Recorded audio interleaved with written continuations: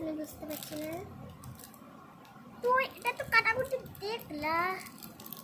ও ভাই আমি বুঝাচ্ছি, এটা একটা ঘুরলি। কোন দিক দিয়ে খুলে ভাই? ও মুঝে গেছে মাছটা। এই তো টাটা বন্ধুরা। তো এটা ए भाई कितना सुंदर है ये भाई।